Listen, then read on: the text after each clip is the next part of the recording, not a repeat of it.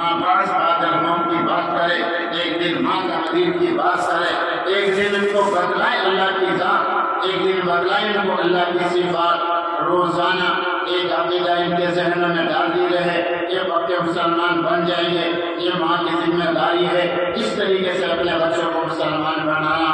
حضرت علی رحمۃ اللہ علیہ نے فرمایا جو بچہ غیر مسلم بن گیا وہ تو بن گیا جہنم کا ایندھن، لیکن ماں باپ کو بھی دوزخ میں ڈالا جائے گا۔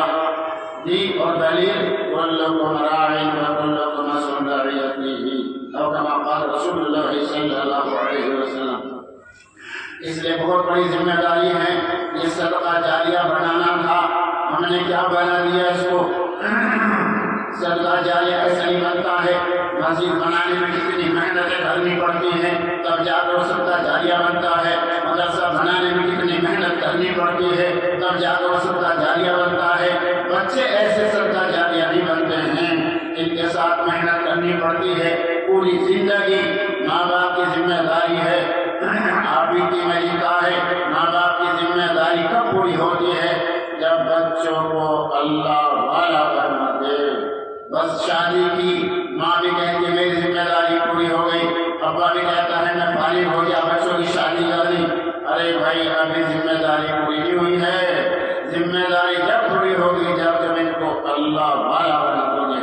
جس نے اپنی بچی کو اللہ کا تعلق نہیں دیا اس نے اپنے بچے کو کچھ نہیں دیا ہے، کچھ نہیں دیا ہے۔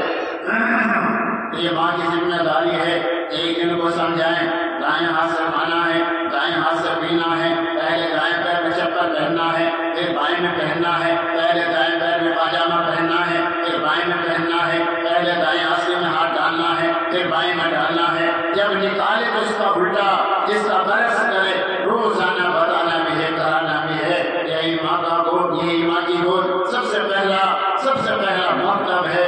اور گھر میں ایک اعلان ہو جائے جی 24 گھنٹے میں 24 منٹ سب قرآن پاک لے کے بیٹھیں گے۔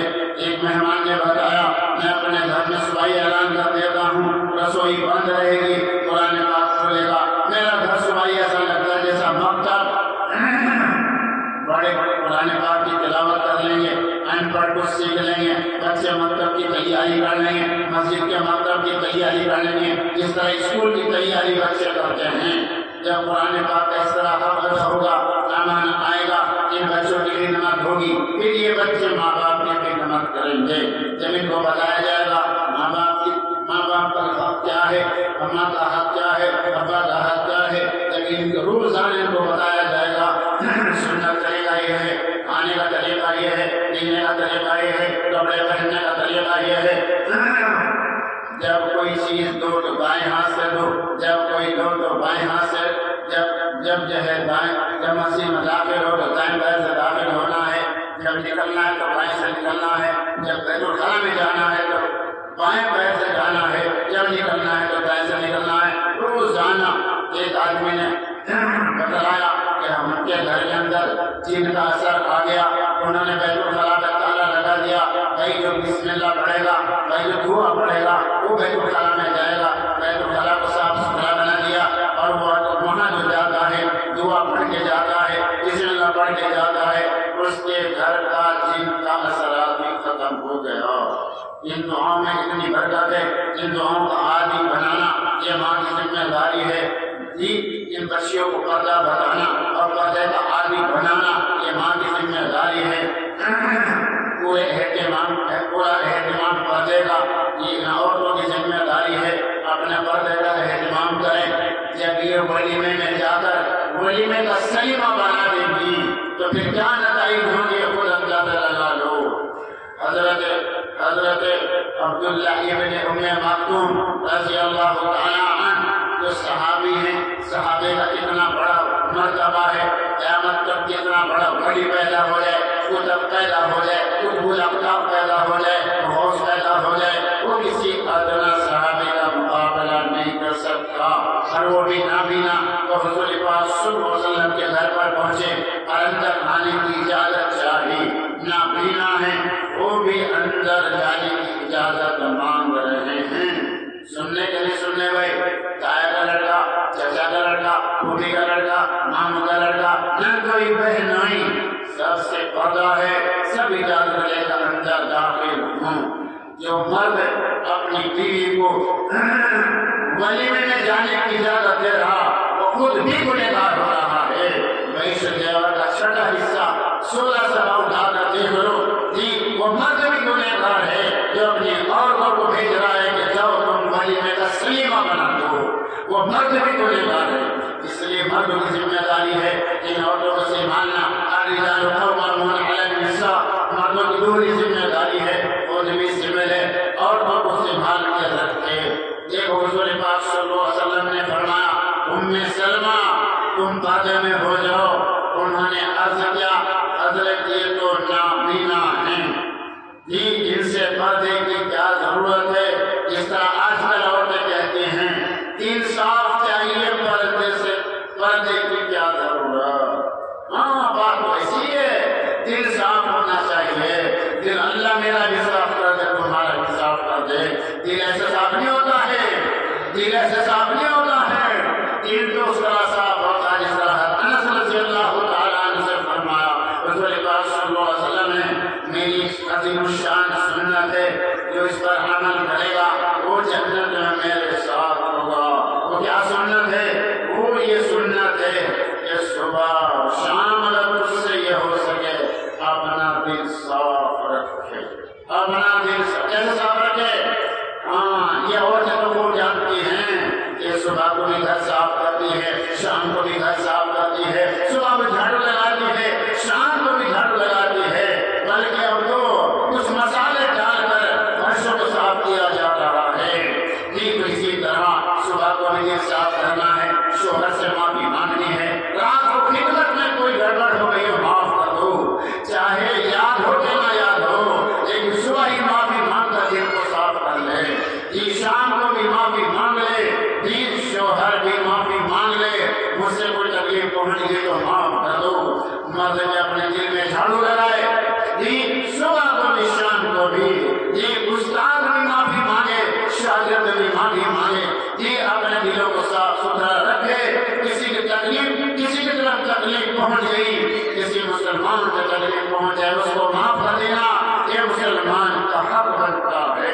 جھاڑو لگا دو، اپنے دل میں جھاڑو لگا دو، صبح بھی جھاڑو لگاؤ، شام کو بھی جھاڑو لگاؤ، ایسا دل صاف بنا لو جس میں حسد نہ رہے، جس میں بغض نہ رہے، جس میں تعصب نہ رہے، جس میں کینہ نہ رہے۔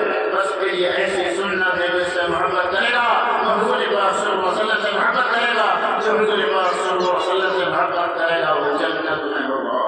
دل تو صاف چاہیے مگر دل صاف کرنے کا طریقہ وہ ہے جو حضور پاک صلی اللہ علیہ وسلم نے بتلایا۔ کیا فرمایا؟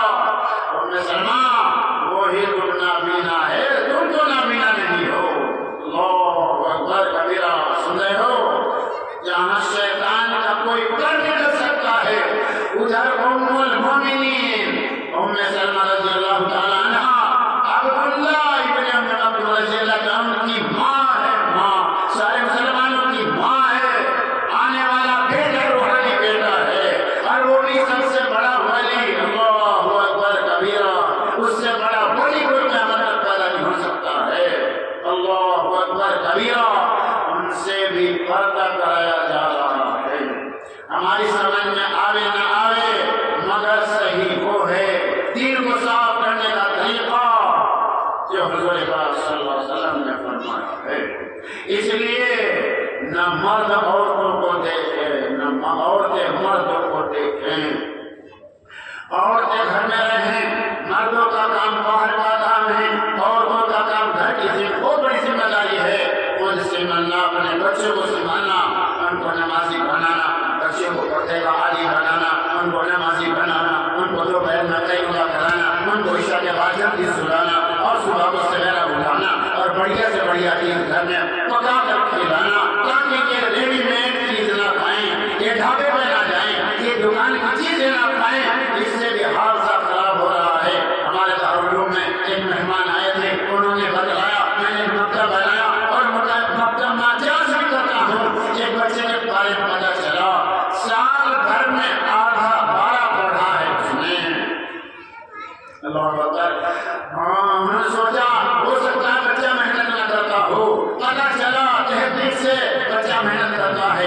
سوچا ہو سکتا ہے بچہ ذہین نہ ہو، پتا چلا بچہ ذہین ہے، دوسری تعلیم میں اول نمبر لاتا ہے، ہم نے سوچا شاید ہمارا مدرس گڑبڑ کر رہا ہو، پتا چلا کہ اس مدرس محنت کر رہا ہے، بات سمجھ میں نہیں آ رہی ہے، سال بھر میں آدھا پارے کا کیا مطلب؟ اب دعا مانگ رہے ہیں، اللہ کی طرف متوجہ ہو گئے، اللہ نے دل میں ڈالی بات، یہ پوچھے بچہ کھاتا کیا ہے؟ بچے کو پوچھا ہاں بھائی کیا کھاتے ہو؟ اس نے بتایا ہمارے والدین ڈھابے میں جاتے ہیں، ریسٹورینٹ میں جاتے ہیں، دکان کی چیز کھلاتے ہیں۔ فرمایا بس یہی وجہ ہے۔ اس کے والدین کو بلا لیا، فرمایا بھائی یا تو ہم کو چھوڑ دو یا ڈھابا چھوڑ دو، ایک ہی چیز چلے گی روز چلے گی۔ اسی وقت والدین نے توبہ کری، ہم گھر میں پکا کے کھلائیں گے بڑھیا سے بڑھیا چیز، ہم دکان کی چیز بچوں کو نہیں کھلائیں گے۔ اس کا اثر یہ ہوا اگلے سال بچے نے پورا قرآن پاک پڑھ لیا۔ یہ ہمارے مدرسین محنت کرتے ہیں، یہ ہمارے ائمہ محنت کرتے ہیں، اور یہ عورتیں سارے کرائی پر پانی پھیر دیتے ہیں۔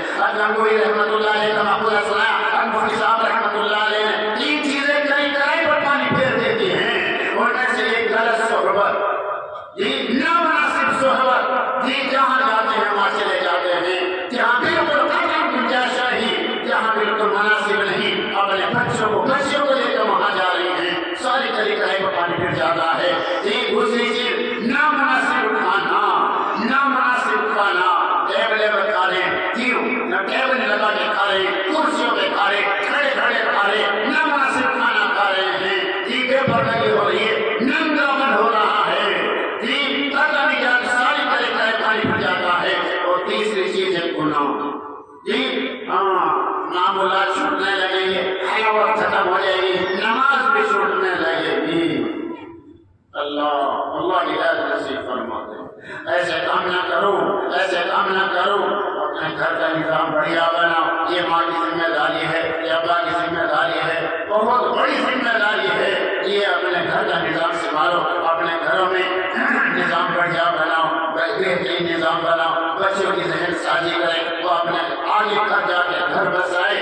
مشیر صاحب رحمۃ اللہ علیہ نے فرمایا کہ حاجی صاحب نے اپنے بچے کی شادی کی، شادی کے بعد اس نے بہت ساری شکایت کی، حاجی صاحب نے کہا ہماری ذمہ داری شادی کرنے کی تھی، تم جانو تمہارا شوہر جانے، ہم کوئی ہمت نہیں کرنے کے۔ اسی وقت سے بچی نے گھر بسانا شروع کر دیا، ادھر سے ماں کر مشورے دیتی ہے، آگے بچی گھر بھی بسا لی ہے، روزانہ کے جھگڑے ہو رہے، کوئی سمجھنے کے لیے تیار نہیں ہے، بس اپنی بچوں کو غلط مشورہ دیتے ہیں، اس سے ماحول خراب ہو رہا ہے۔ خدا کے واسطے ایسا نہ کرو، پردے کا اہتمام کرو، بچوں کو صحیح مشورہ دو، بچوں کو صحیح سنبھالو، گھر کا نظام بڑھیا بناؤ، گھر میں بچوں کو سنبھالنا